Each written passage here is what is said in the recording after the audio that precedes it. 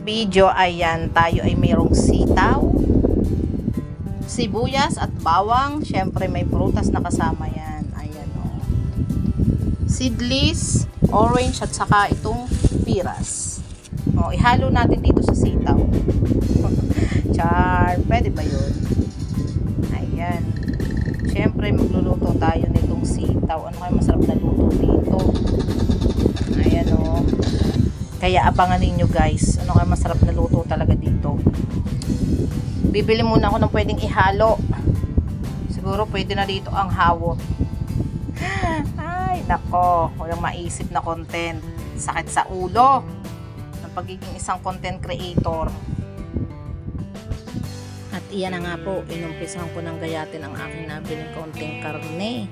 Dahil nga po ang target ko doon sa aking nabiling sitaw ay gawin kong adobo. Kaya dito na naman tayo sa madali ang gawa. Iyan ang paghihiwa ng mabilisan. Bali yan pong aking nabiling ay yung malambot na part ng karne ng baboy. At ngayon nga po isunod ko naman ang sitaw. Syempre nandiyan na rin po ang ginayat kong sibuyas na 1 peraso. At ang bawang po na ilang butil. Butil ho ang tawag doon, ginayat ko na din ho maliliit. At ito na nga po ang kaganapan sa aking pagluluto. Dahil nga po mainit na ang ating kawali, kaya ayan naglagay na po ako ng kaunting mantika. Syempre ikalat muna natin ng bahagya ang ating mantika at nang hindi kumapit ang ating mga lulutuin. At ayan na nga, isinunod ko na nga si sibuyas, si bawang pala ang aking unang inilagay. At akin nga po minekos-mekos, isinunod ko na po itong aking isang sibuyas na ginayat. At syempre atin lang pong ilalabas ang aroma ng dalawang ingredients natin na yan. Yan ang isa sa nagpapasarap sa ating mga lulutuin. At iyan, inilagay ko na nga po yung aking ginayat na karne ng baboy. Bali iyan naman ay atin lang isasangkot siya. Atin lang palalabasin ang talagang pinakasabaw ho niyan. Kaya ayan, tamang halo-halo lang tayo diyan guys at mga katendera. At nang magkalasa na nga po ang ating nilulutong iyang karne ay dinilagyan ko na ho ng paminta. At syempre ho, kasunod na ho niya yung betchin. Para mas madali daw hong maluto ay lagyan ng betchin. At syempre nilagyan ko na rin ho ng kaunting asin. At iyan, minikos-mekos na naman ni katendera ang kanyang niluluto. Tingnan ko lang kung hindi pa maluto at hindi magkalasa sa ginawa mong iyan. Charm! Dahil kailangan nga muna natin palambutin, titakpan muna at magintay tayo ng ilang minuto. At nang hindi nga humainip, ay di iyan yung aking biniling prutas, ay di atin ang tikman. Ay kasarap naman ho, katamis naman ho niyan. Kahit na ho sabihin natin medyo mahal-mahal lang kaunti, talaga namang sulit, hindi ka na maghihimay ng buto. At iyan, balikan natin ang ating niluluto at nakalipas na nga pong ilang minuto ay di ang tiningnan ko at hinalo-halo ay di lumabas na nga ho ang tubig ng ating biniling karne. At kahit paano naman ho ay ayos na rin ho si karne, ay di nilagay ko na nga ho itong ating sitaw na ginayat. Ay talaga naman ho karami niyan. Lasa ko na may damay na maghapon na ulam namin diyan. Ako hindi na problema pagdating ng hapaw. Kaya naman ho yan din ang naisip kong ulamin at lutuin dahil nga ho isa rin naman ho sa paborito yan ng aking babae. Ang gusto nga hong ilagay pa diyan ay giniling daw ho na baboy. Sabi ko ala, ibibili na lang ako ng buo at masarap-sarap pa. Ay pagka ho yan ang ulam ay talaga nakain naman ho ng gulay ang aking babae. Kaya laang ho ay lamang pa rin yata ho ang pinakahalong karne kaysa sa gulay na aking inilagay. At iyan na nga po, minekos-mekos na po natin at nilagyan ko na naman, nilagyan ko na po pala ng toyo, hindi na naman. Yan ho ay tansyahan lang ang aking paglalagay ng tuyo. Bahala na ho kayo kung gaano karami ang inyong ilagay. Ako ho ay talagang hindi marunong magtakal, talagang tansyahan ho yan. Ay kung yan man ho makulang ang lasa, ay dadagdagan ko ulay. Ay digay yan nga ho, okay kanina naglagay na sa karne ng paminta at sa betchin.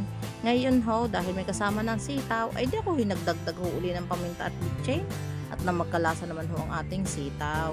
Ako ho ngayon hindi na nagamit ng magic sarap. Simula ho nung ako'y nasabihan na kadami daw ho ako maglagay.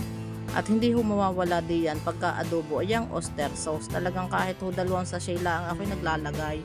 At isa din ho yan sa nakakapagpasarap ng ating niluluto. Kahit pa ho yan ay gulay, karne o ano pa man, pag yan ho ay nilagyan nyo ng oyster sauce ay talaga namang malasa. Pag ako nga ho ay nagluto ng pansit ay nilalagyan ko rin para ho mas masarap. At sa pagkakataon nga hong iyan ay di akin nga hong minekos-mekos na naman ang aking gulay na iyan. At nang madali nga hong maluto ay di atin takipan na naman ang ating nilulutong iyan. At ayan, tinakipan, binuksan ko na uli. Oh. At ngayon nga ho, ako naman ho ay nag-add ng asukal.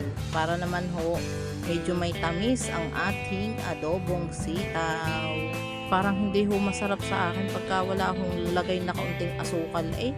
Abay kaway-kaway nga ho, ang mga nanay na marunong maglagay ng asukal sa kanilang mga niluluto. At ayan, takipan uli natin, pakukuloyin uli natin saglit. At iyan na naman, binuksan na naman ni Katindera ang kanyang niluluto at ngayon naman ho ay babagsakan na natin ng isang basong suka. Ay hindi ho pala, kaunting suka laang, pampaasim lang ho. Iyan na nga ho, takpan uli, hindi ko muna ho hinalaw at yun ho ang sabi ng ibang mga magluluto ay kayo gahihilo na sa aking pag-aalis ng takip, lagay, alis, ay digay gayon nga ho ang magluluto. Pag hindi ho tinakpan ay hindi ho magtitimbang ang luto niyan. Ay di yan na nga ho, pinaghalo-halo ko na ang aking adobong sitaw. Talaga naman hong naamoy ko na ang bango. Talaga naman ho, hindi ho maalis sa ating mga Pinoy ang pagtimos-timos sa ating mga niluluto. Kung talaga naman hong malasa na, ay wala ho akong nilutong hindi ko tinimusan. At yan nga ho, parang ako'y nakulangan sa asim, ay di ako'y nagdagdag pa ng suka. Arihong sukang aring aking inilagay ay hindi ho katulad ng sukang ating naaamoy. Char! At yan na nga ho, ako'y nag-add ng isang sili at sabi ko nga ho'y parang masarap dito sa adobong ito ay may kasamang sili. Kaya ang aking anak kong lalaki ay dali-dali kong pinabili doon sa aking kapitbahay. Ano, Katindera, lasa ko'y kinakapos ka sa pagbo-voice over. At sa wakas yan na nga po ang aking pinaling adobong sitaw na may karne. O kita-kita nyo ang sili. Talaga namang mamula-mula ay talaga naman hong lasa eh kahit isang piraso lang iyan.